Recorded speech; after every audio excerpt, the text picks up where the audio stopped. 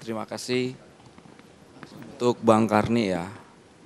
Salut juga buat KPK yang hari ini membuat masyarakat DKI itu sebenarnya tidak terkejut kita. Tidak terkejut dengan penangkapan itu. Karena memang kita lihat hampir berapa persen itu praktek korupsi itu memang melalui kalau nggak birokrasi ya anggota dewan. Dan hampir mayoritas kita lihat ini semua di mana-mana di daerah penangkapan yang dilakukan KPK. Seharusnya kita bisa menjadi koreksi ke depan ini bahwa ya persoalan Ahok, lantas kemudian persoalan reklamasi menguntung atau tidak. Kita dulu pernah mengadvokasi yang namanya nelayan. Gitu. Dan saya melihat nelayan-nelayan yang kita advokasi tidak punya keberatan untuk yang namanya direklamasi. Gitu loh. Tidak keberatannya apa? Karena baru sejarahnya gubernur yang berpihak terhadap warganya, ya Ahok ini. Mungkin kawan-kawan boleh bisa beda pandangan dengan saya. Tapi faktanya hari ini kita dan kawan-kawan saya itu melakukan pendampingan terhadap namanya nelayan. Memang pertanyaannya tadi persis kayak kawan-kawan saya yang tadi mengadvokasi nelayan juga. Menguntungkan atau tidak? Merugikan atau tidak? Gitu loh. Tapi saya tidak mau terjebak dengan logika dukung-mendukung gitu loh. Karena biar gimana pun ada beberapa daerah yang kita dampingin juga kayak kasus Bali. Dulu ketika ini memang di Tanjung Benoa juga, itu tol. Kawan-kawan saya yang NGO semua melakukan penolakan terhadap reklamasi jalan tol itu saat itu. Hari ini juga mereka menikmati jalan tol itu kok.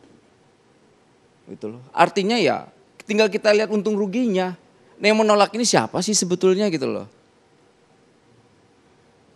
Tapi saya sekali lagi tekankan bahwa kita yang di Batman ini Basuki Cahayapurnama Mania,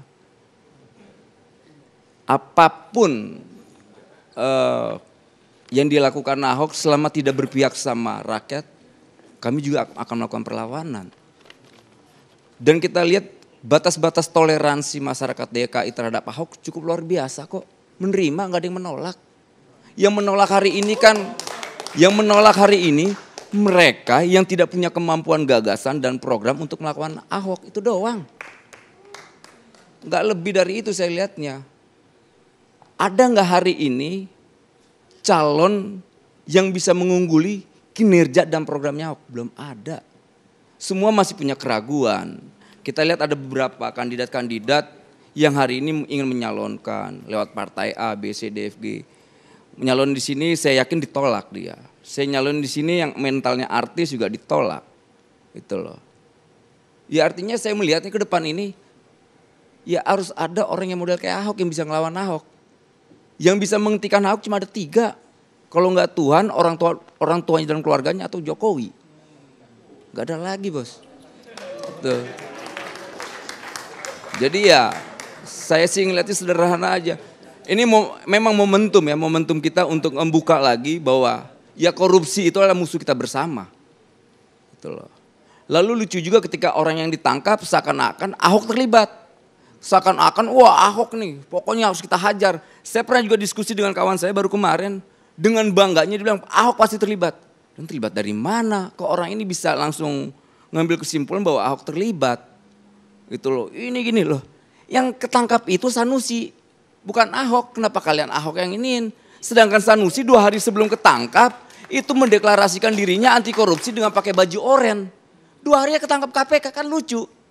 Akhirnya tersebar yang namanya meme atau meme yang namanya Sanusi. Santun namun korupsi. Itu. Ya ini fenomena yang lucu gitu loh. Seorang yang mendeklarasikan dirinya anti korupsi ditangkap 2 harinya dengan KPK. Dengan baju yang oranye. Jadi emang dia sudah memberanikan diri untuk ditangkap sebetulnya. Tapi kita senang lah, ada orang ditangkap 2 hari kemudian sebelum dia deklarasi gitu loh. Ya salut lah kita sama KPK. Dan sekali lagi Basuki Cahayapurnama Mania atau Batman sangat mendukung apa yang dilakukan KPK. Kita tangkap semua nih yang terlibat. Kita tangkap. Kalaupun Ahok terlibat, kita tangkap juga Ahoknya. Karena kita harus juga membudayakan tidak pernah mengkultuskan seseorang. Ada jawaban. Ahok bukan Tuhan buat kita. Ada jawaban Anda terhadap Pak Pri tadi enggak? Gimana? Banyak sekali kata Pak Pri tadi yang dilanggar oleh Ahok. Yang dilanggar? Iya.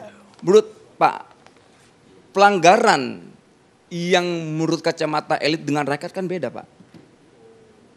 Kalau elit mungkin menganggap itu sebuah pelanggaran, tapi ada toleransi rakyat hari ini, tidak tuh.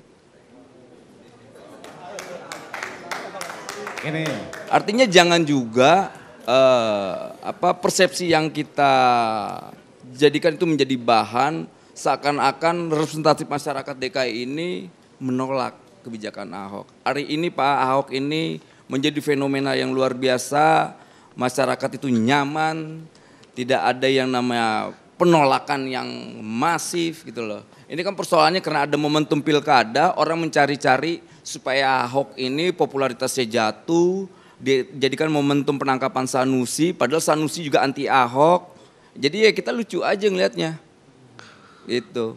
Jadi ada argumen tadi bahwa kebijakan untuk memberikan izin 17 pulau ini hanya menguntungkan orang kaya. Jadi Ahok hanya menguntungkan orang kaya. Menguntungkan orang kaya di mana ya? Pak, ada 15% yang dituntut Ahok. Podomoro ini kan punya utang 20% terhadap Pemda DKI. Fasum fasos. Lantas kemudian yang 15% ini kan itu di breakdown oleh kawan-kawan dewan agar menjadi 5%. Nah, titik persoalannya kan sebenarnya di situ. Ketangkaplah Sanusi sama KPK. Gitu loh. Seakan-akan Ahok gitu loh. Ahok mintanya 15%. Lantas kemudian dewan itu nge-breakdown supaya di lobby untuk supaya jadi 5%. Kenapa harus Ahok yang salah? 15% itu berkaitan ada beberapa ya. Itu termasuk pompa, fasum fasos, kemudian rusun untuk supir pembantu yang ada di situ. Nah kita kan seakan-akan menganggap wah itu semua orang kaya di situ. Enggak juga Pak. Makanya baca baik-baik itu. Itu loh. Gini Pak Karni. Ini. Enggak, dia dulu. Ini, enggak tadi kan tandingkan ke saya. Dia dulu. Oke. Ini Batman. Ini Pak, kalau bisa memfasilitasi dalam kasus Taman BMW yang Pak Ahok bilang nggak ada korupsi atau kerugian negara, saya, Pak Triatma, Pak Ahok, ya, Kepala Kanwil BPN Jakarta Utara, adu data 1 miliar masing-masing. Nanti kalau menang boleh ambil, tapi kalau aku yang menang, enggak saya aja, tetap saya. Enggak nanti saya gunakan macam-macam gitu. Benar Pak, fasilitasi. Sebab apa? Terus terang ini sudah ada di KPK, cuma kita kan tahu sistemnya itu. Kalau saya bilang taruhan, itu bukan karena saya penjudi, bukan. Ini ada suatu action ketika hukum konstitusional, konvensional, buntu transaksional. Iya. Ya. Kalau mau. Kedua, yang tadi Bapak katakan, kalau itu kaitannya itu tadi, saya sedih. Mengapa udah jelas ada kerugian negara, bilang memberikan kewajiban tapi bodong. Gitu loh, Pak Ahok ini. Ya. Cobalah fasilitasi.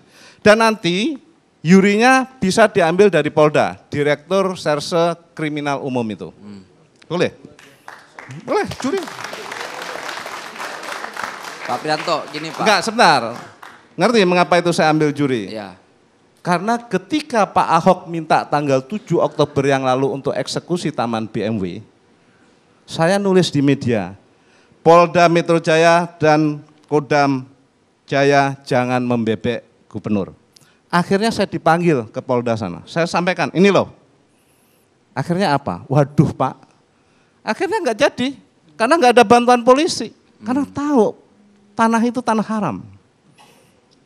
Bermasalah, gitu loh. Ya, bermasalah. Jadi saya dulu itu pendukung loh, gitu loh. Dan masih dukung Pak? Masih dukung nggak sekarang? Lah, ya sudah enggak lah, uang saya bilang ini korupsi nggak ditangkap Pak gimana? Kan berseberangan, gimana?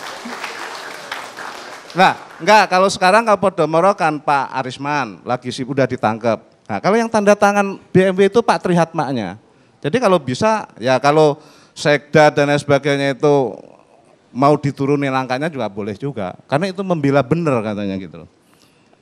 Rakyat Indonesia itu enggak suka sama korupsi. Kerugian negara itu enggak suka. Iya. Iya kan?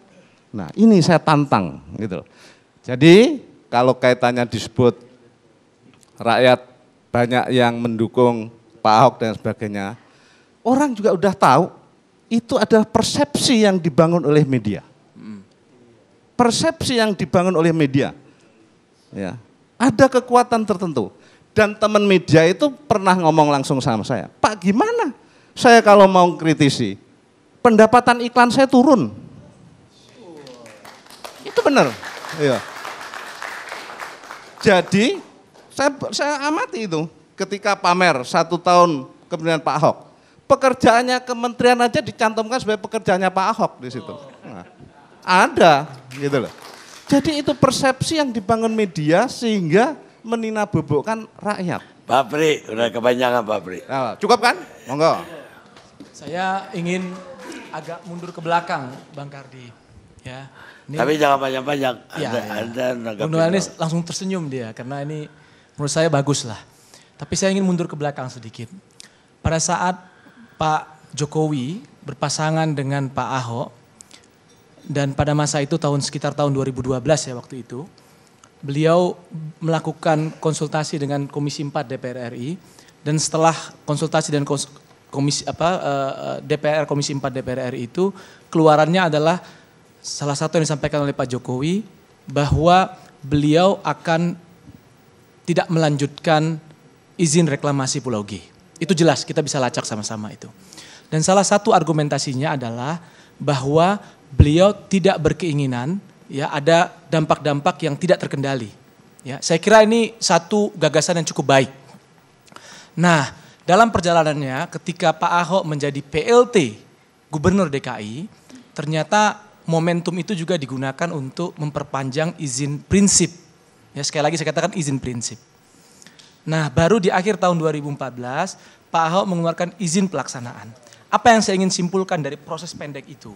Ya, Pak Ahok itu punya momentum, punya waktu yang cukup untuk mengatakan melanjutkan atau tidak melanjutkan. Ya, jadi bukanlah warisan dari pemerintahan sebelumnya yang seolah-olah itu tidak bisa ditolak. Tidak begitu situasinya. Ya, dalam peraturan perundangan. Yang kedua yang saya ingin sampaikan juga, logika yang paling baik untuk membaca reklamasi ini adalah kita harus punya dulu tata ruangnya, zonasi wilayah pesisirnya. Di dalam zonasi wilayah pesisir inilah kita berbicara tentang di mana tempat nelayan kita hidup layak, di mana tempat laut kita yang dikonservasi, di mana tempat fishing ground tempat kita, di mana alur-alur pelayaran kita. Dan kalau memang pun rakyat DKI Jakarta setuju ada reklamasi, nah disitulah kita sepakati di mana tempat itu. Nah yang terjadi sekarang ini justru sebaliknya. Ya, reklamasinya sudah ada, pulaunya sudah terbangun, bahkan sudah banyak atau bahkan saya ingin menggunakan tanda petik sebagian warga yang tertipu ya dengan harga yang dijual belikan itu ya. Ternyata hanya digunakan ya perda tadi itu datang belakangan untuk melegitimasi si reklamasinya. Ya si pulau-pulau itu. Ini yang ajaib. Jadi menurut saya ini bukan persoalan, jangan juga disimplifikasi forum ini seolah-olah antara pendukung Ahok dan tidak pendukung Ahok. Menurut saya menjadi tidak bermoral kita dalam forum yang baik ini begitu. Jadi saya ingin mengatakan terakhir Bang Kardi bahwa sekali lagi esensi dari yang pertemuan kita hari ini tentunya yang paripurna ini adalah ingin memanusiakan manusia. Ya, jadi demokratisasi dalam pengelolaan sumber daya alam kita itu harus dimulai dengan benar nggak rakyatnya mau ada reklamasi di situ dan faktanya tidak. Saya ingin mengundang di sini ada nelayan Teluk Jakarta. Ya, tolong berdiri Bapak-bapak. Ya, ada lagi yang lain di luar ya. Silakan berdiri. Ya. Jadi ada lagi yang di luar. Jadi kalau dikatakan mendukung reklamasi menurut saya salah besar itu. Ya, tidak benar itu. Ya, kalau ada dikatakan nelayan Teluk Jakarta itu mendukung reklamasi tidak benar. Baik, karena nelayan sejahtera itu udah yang jelas, bersih. udah jelas. Gitu. Saya kira itu. Ada punya jawaban? Persoalan jawaban selalu ada Bang Karni. Persoalannya hari ini bukan lagi kita terjebak dengan yang kayak kawan kita itu dukung-mendukung. Ini persoalan kesejahteraan. Ini persoalan bagaimana memanusiakan manusia. Itu yang paling penting. Kalau seandainya kawan-kawan bicara tentang persoalan, itu persoalan teknis, Bos. Gitu loh. Substansinya masyarakat di sana yang akan direklamasi sejahtera atau tidak ketika pasca direklamasi, itu yang paling penting. Nah, misal kayak Pak Prianto, model-model janji Pak Prianto ini kan model-model elit ya. Elit yang selalu menjanjikan nanti kalau seandainya Jokowi menang, saya akan jalan kaki tuh dari Jakarta ke Solo. Kemudian ada yang pengen loncat dari mana. Saya rasa rakyat sudah nggak percaya dengan hal itu. Nah, hari ini yang konkret bagaimana caranya mendorong Ahok untuk tetap komit dengan cita-cita yang kita bangun, itu aja sih. Itu loh. Setuju. Kita punya gambaran hari ini sistem yang dibangun Ahok itu udah luar biasa lah. Kalau kita pengen menjadi bangsa yang maju, negara yang maju, ayo kita berpikir tentang gagasan, adu program. Itu lebih terhormat daripada kita coba mencari kesalahan orang, persoalan-persoalan teknis yang bukan persoalan substansi. Itu Baik. aja sih. Anda tadi mengatakan yang jadi perdebatan itu kompensasi lahan antara 5% dan 15%. Ahok maunya 15%. Sementara banyak DPRD yang mau 5% aja untuk DKI. Jadi kan rugi itu pemerintah daerah.